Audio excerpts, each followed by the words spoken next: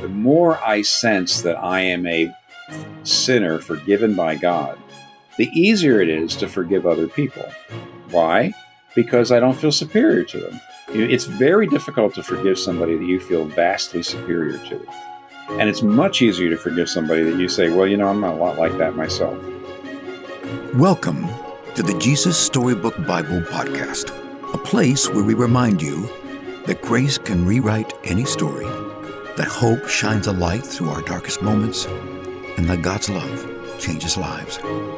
Here's your host, New York Times bestselling author, Sally Lloyd Jones.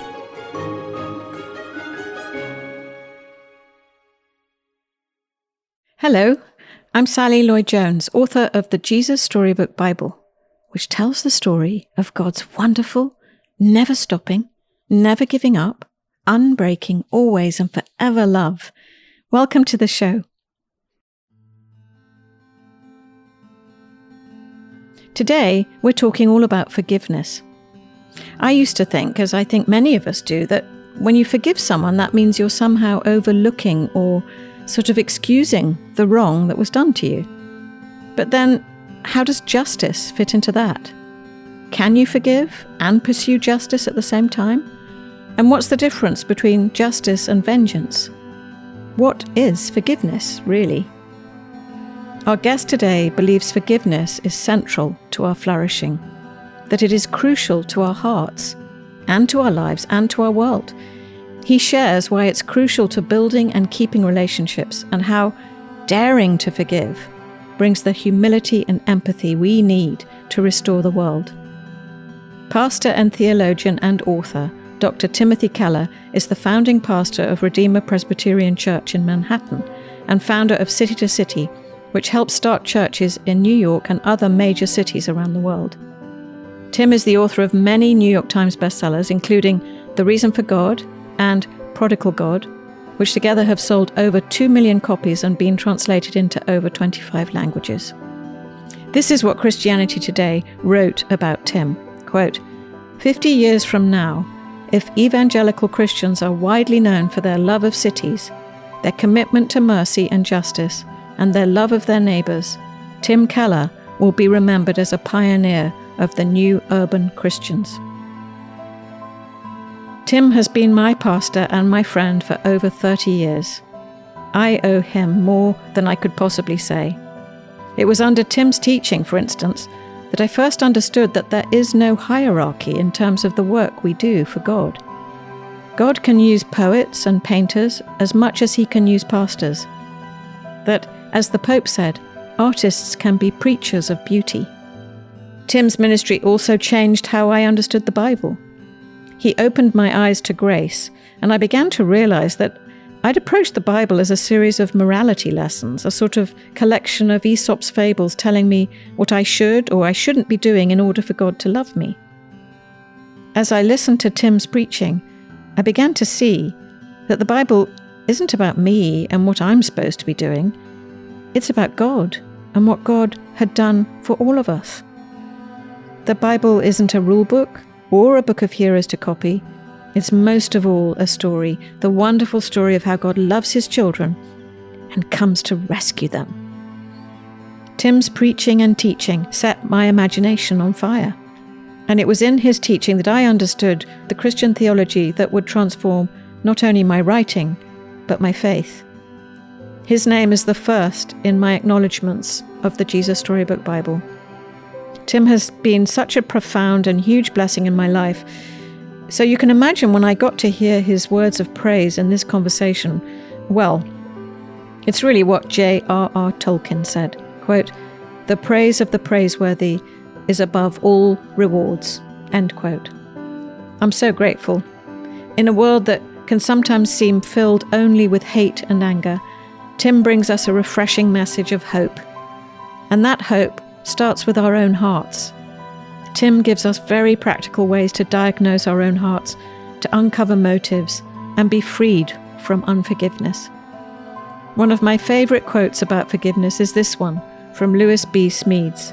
Quote, "To forgive is to set a prisoner free and discover that that prisoner was you." End quote. I am so honored to have Tim on the podcast. He's one of the most humble people I know. He's wise and gentle and can share complex truths without jargon in startlingly simple, profound, and beautiful ways. I can't wait for you to hear from him. So, without further ado, please welcome my dear friend, and now yours, Tim Keller.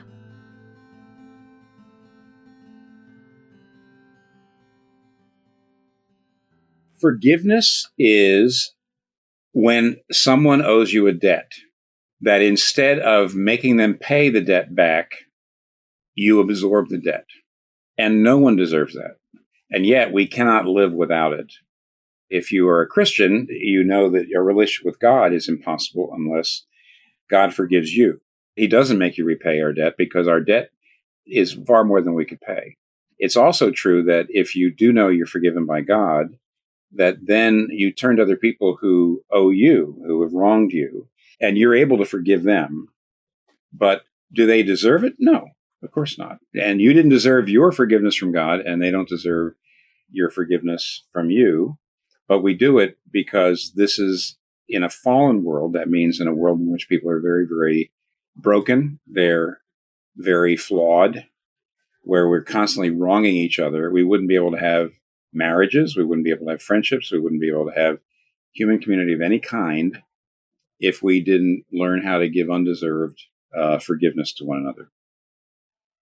I don't think it's that hard to see that forgiveness is actually more problematic for people today than it's ever been. There's a great deal of anger in our culture in general.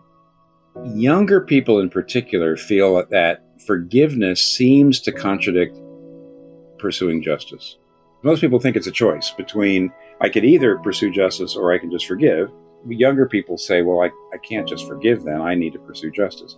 So younger people feel that they shouldn't forgive. And I think a lot of people, because of their anger, feel like they can't forgive. There's an external and an internal aspect to forgiveness. Externally, you're trying to build bridges to people that have wronged you. You're trying to reconcile. You're trying to repair a relationship that went bad. And it's really not a great idea at all to just have a litany, a record as you get older of people that you don't want to talk to. If you see them on the street, you avoid them. If you see that they're going to be somewhere, you can't go there because you don't talk to them anymore. And what happens is, as a 72-year-old, I want you to know that list can be incredibly long eventually. And younger people today, right now, what they do when they don't like somebody or they feel like somebody's wronged them is they do not go and try to talk about it or deal with it. What they do is they just stop texting, they just stop emailing, they just disappear. The personal confrontation where you try to build the bridge back again, younger people just don't know how to do it. And I want you to know you have no idea how bad that is. If anybody who ever wrongs you, you just basically walk away from them. I don't have time for this. Wait till you see how long that list is going to be. It is really crucial to make it a central part of our lives just so that we can continue to live, because you can't have a marriage unless you know how to do this.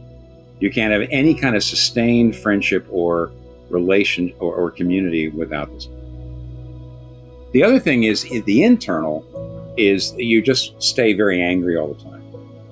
If you don't know how to forgive, you stay bitter, frankly, and it can just poison your life.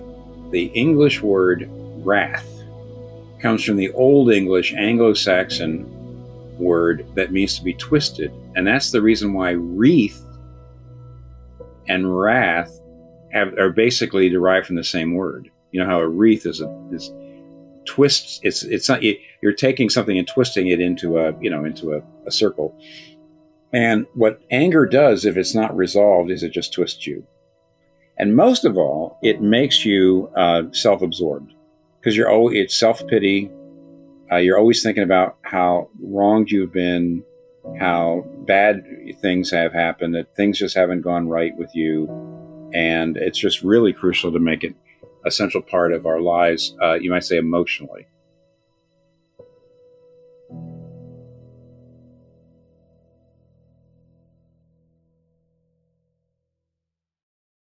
How's forgiveness really not a compromise on pursuing justice?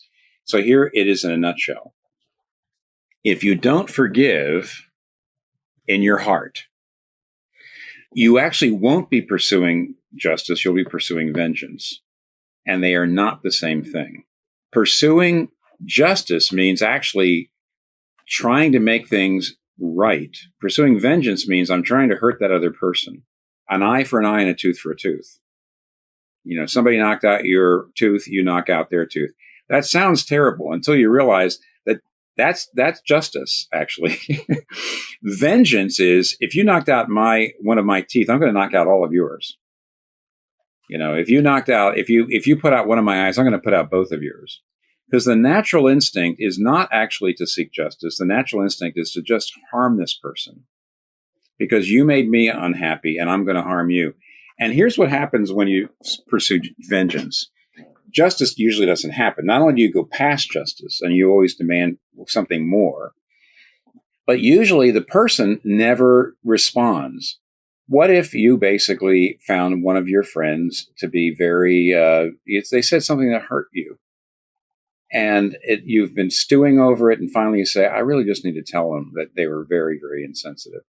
But if you don't forgive that person before you go there, what you're going to do is you're going to sit there and say, let me tell you what you did to me.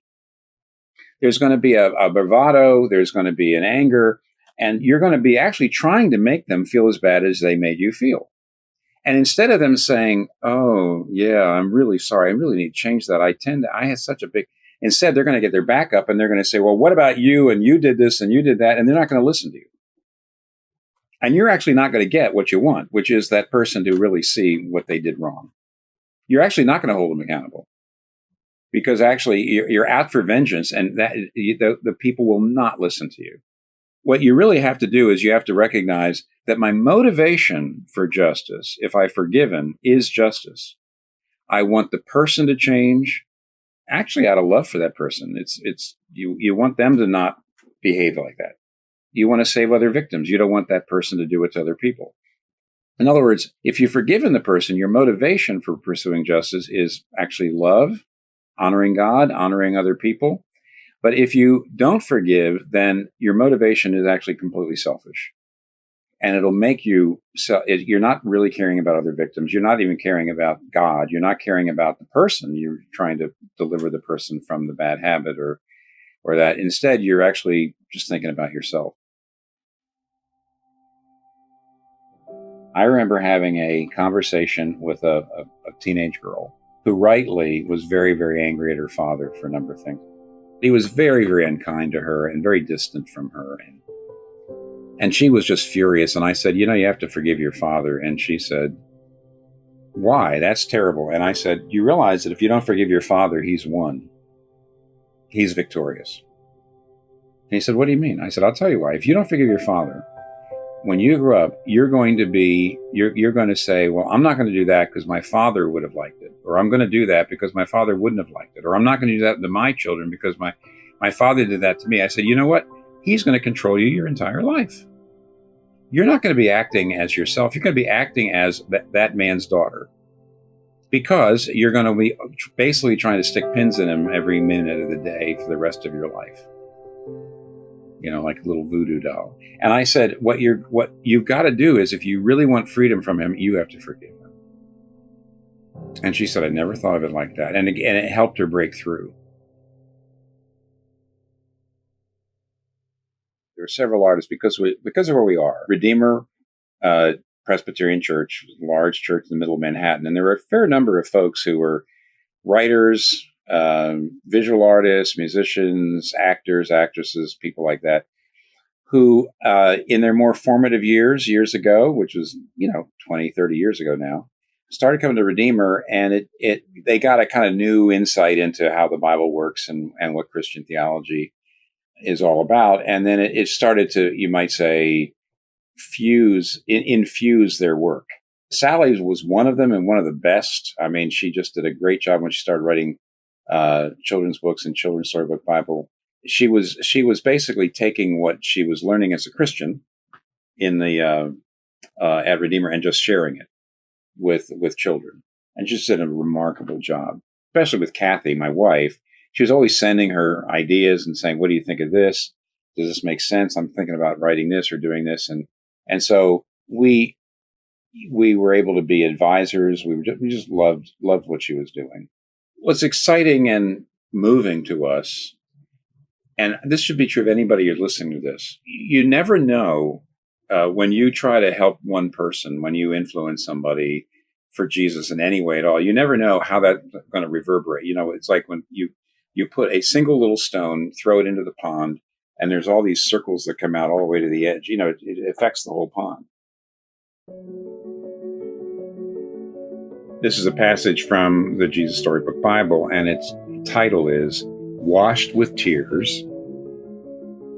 The important people, capital I, capital P, the important people were cross. They thought Jesus should not be kind to this woman. That woman is a sinner, they grumbled. We're the good ones. And it's true, they did look good from the outside. After all, they were keeping all the rules. But Jesus could see inside people. And inside, in their hearts, Jesus saw that they did not love God or other people. They were running away from God, and they thought they didn't need a rescuer. They thought they were good enough because they kept all the rules, but sin had stopped their hearts from working properly. And their hearts were hard and cold. This woman knows she's a sinner, Jesus told them. She knows she'll never be good enough. She knows she needs me to rescue her, and that's why she loves me so much. You look down on this woman because you don't look up to God. She's sinful on the outside. Oh, but you're sinful on the inside. The important people shook with anger. Jesus turned to the woman and smiled. Your sins are forgiven, he said. You trusted me, and God has rescued you. It's very clear that the more I sense that I am a sinner forgiven by God, the more I'm just grateful for his grace, the more I see that God has given me all this undeserved forgiveness, the easier it is to forgive other people. Why? Because I don't feel superior to them. It's very difficult to forgive somebody that you feel vastly superior to. And it's much easier to forgive somebody that you say, well, I'm a lot like that myself.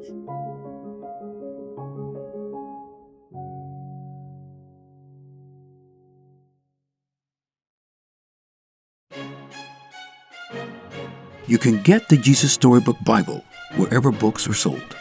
To find out more about the book and all of Sally's other books, please visit Sally at sallylloyd-jones.com and follow her on Instagram at Sally Lloyd Jones and at Jesus_Storybook_Bible. Before we go, don't forget, God loves you with a never stopping, never giving up, unbreaking, always and forever love.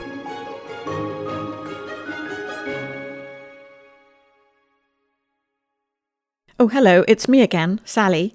I'm just popping back briefly to say two things. The first thing is, don't forget to subscribe to the show, because that way you'll get the stories straight to your phone. And the other thing is, while we're at it, would you rate the show and leave us a review? That would be so great, because it helps other people find the show too. I really appreciate your help. Thank you.